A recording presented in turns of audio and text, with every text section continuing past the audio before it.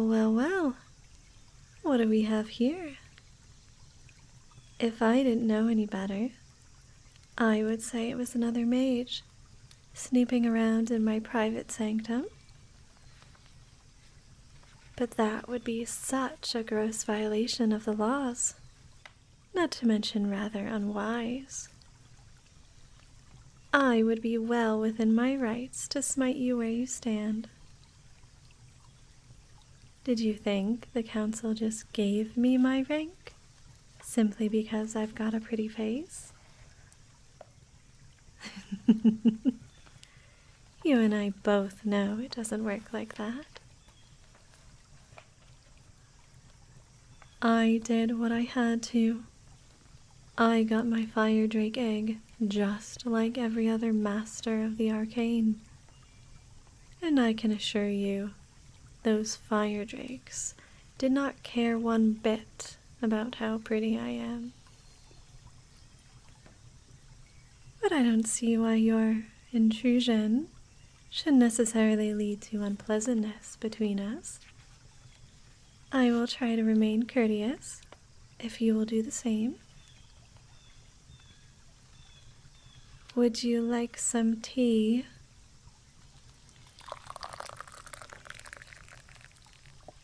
Tea always helps me relax and calm down.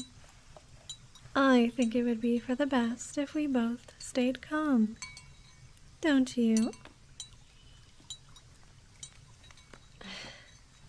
Please, by all means, cast detect poison.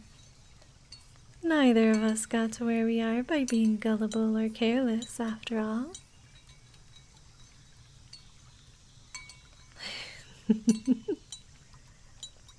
You still can't believe an illusion mage could have made it through the academy, huh?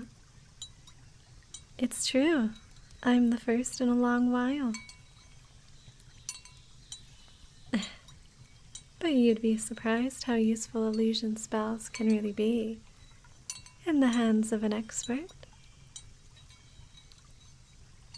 Why don't I show you, I don't mind giving a little demonstration, if it'll put your mind at ease and get you off my back. Here, watch.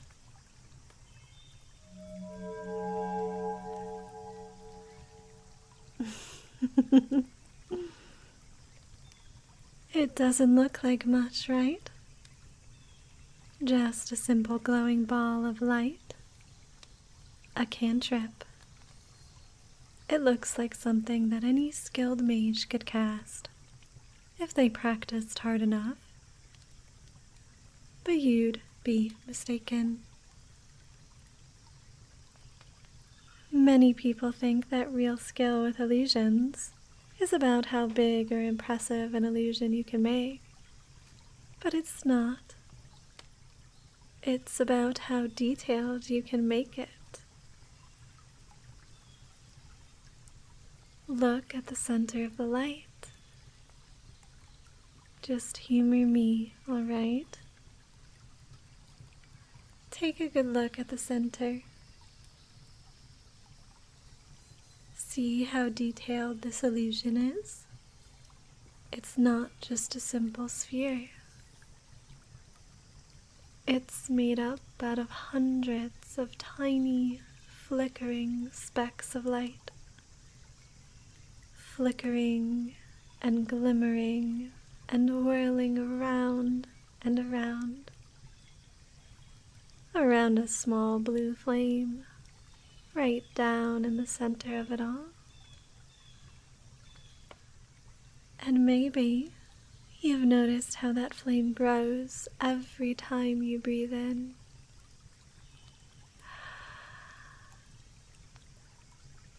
And how it shrinks again when you breathe out.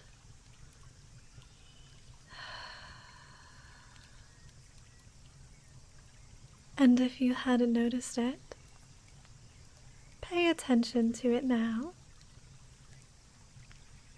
See how the flame grows when you breathe in, and shrinks when you breathe out, becoming brighter and dimmer as you breathe in and out. And it's hard to say if the flame responds to your breathing or if your breathing responds to the flame. But when the flame grows, you breathe in. And when the flame dims, you breathe out.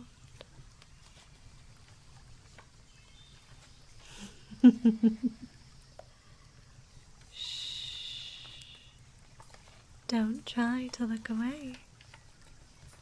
Just relax and watch the flame.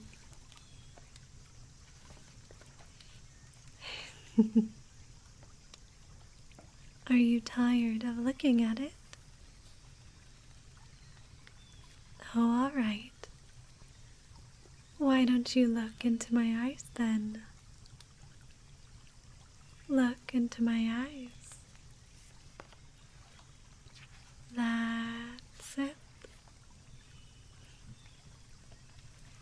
I'm talking to you, so you need to keep eye contact with me. It's only polite. And they're nice to look at, right? My eyes.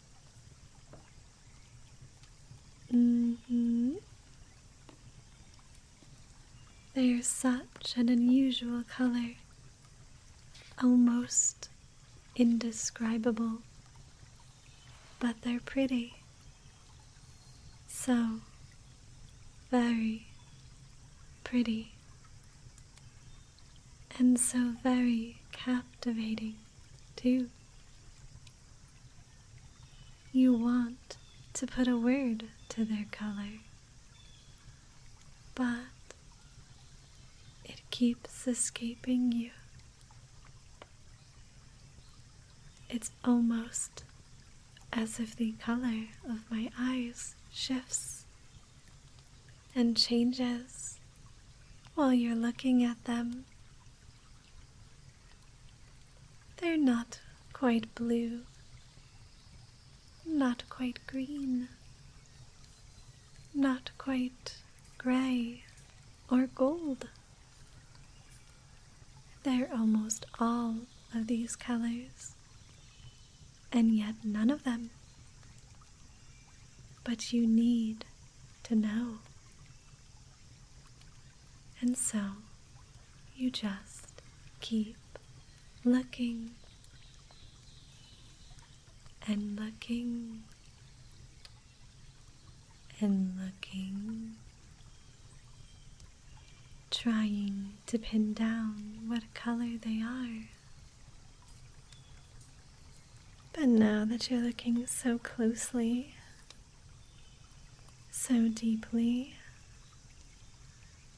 so very deeply into my eyes, I'm sure you must have noticed something else. The spirals, the rings of color pushing out from the depths of my eyes, pulsing and blending and expanding outwards, on and on and on. And maybe it's just another illusion, a little spell to make my eyes even more compelling than they already are. Or maybe it's your imagination running wild. Or maybe it's something else entirely. It doesn't matter. What matters is that my eyes are pulling you in, that you are sinking into them deeper and deeper and deeper. And the deeper you sink, the more relaxed you become,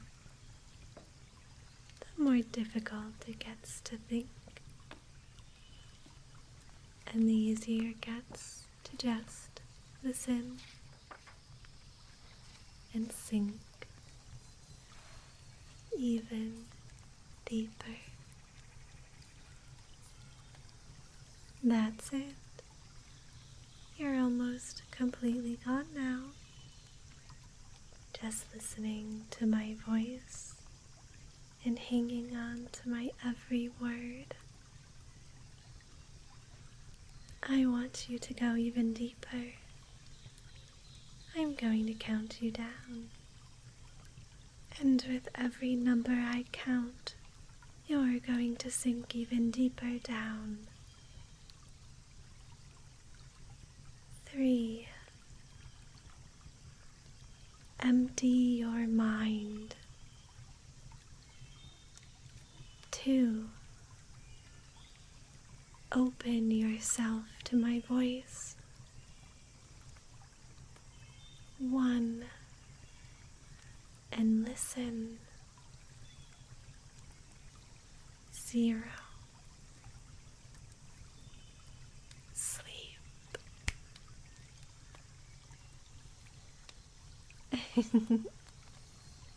Those fire drakes might have been immune to my charms, but you most definitely weren't. Tell me, what were you looking for?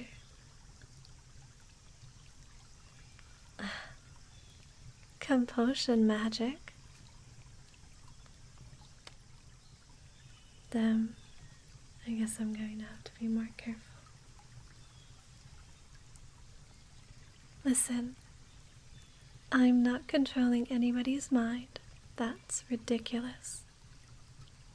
If people tend to do what I tell them to, it's because I'm gorgeous. Because they're infatuated with me. In love with me. They would do anything to get me to notice them, to get in my good graces. Just like you would do everything I tell you to. Just like you would do anything to please me. Just like you are madly, hopelessly in love with me. Isn't that right?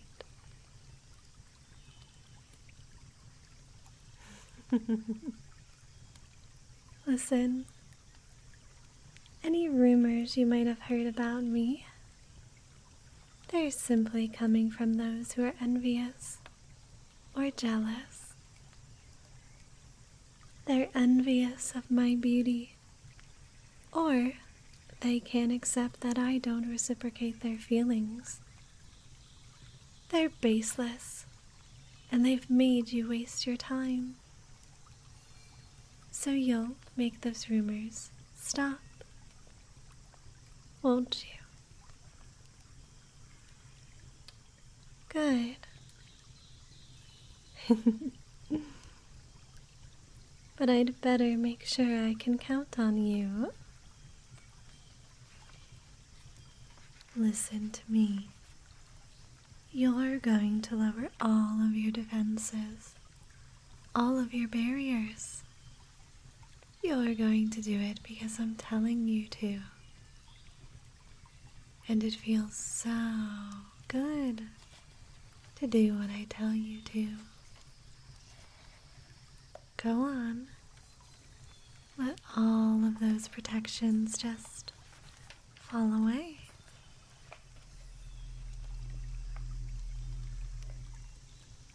Very good. You're so good. It does feel good to do as I say, right?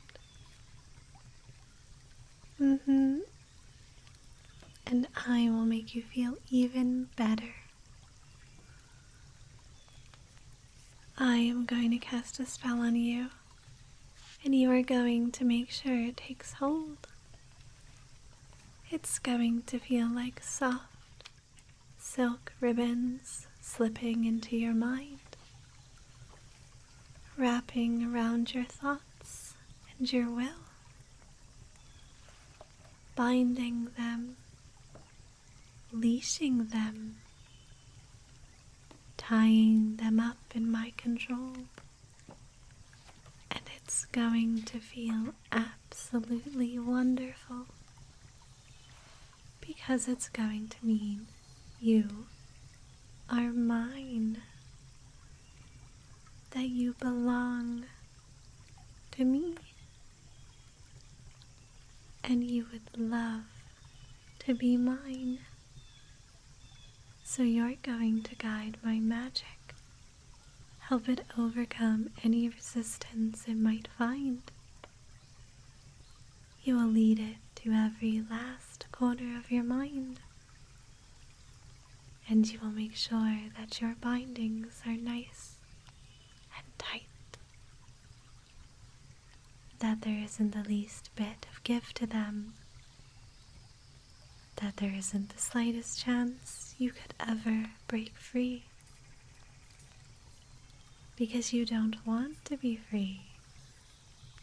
You want to be mine. Will you do it for me? Will you help me help you? Good. Well then. Sie so fantastic.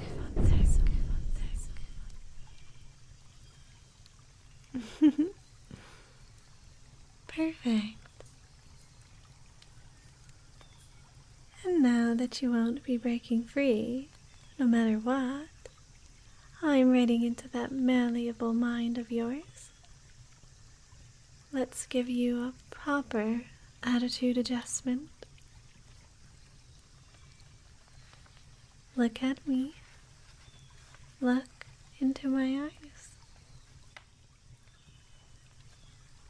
Think.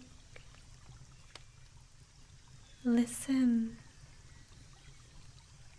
And obey. Well, I am glad we were able to resolve this without any unpleasantness. Don't get me wrong. I understand the need to take liberties with the laws when it comes to rooting compulsion mages. It's such an insidious form of magic, and no one wants to see it return. Please, if there's ever anything I can do to help you with the hunt, don't hesitate to let me know. Of course. Have a wonderful day, pet.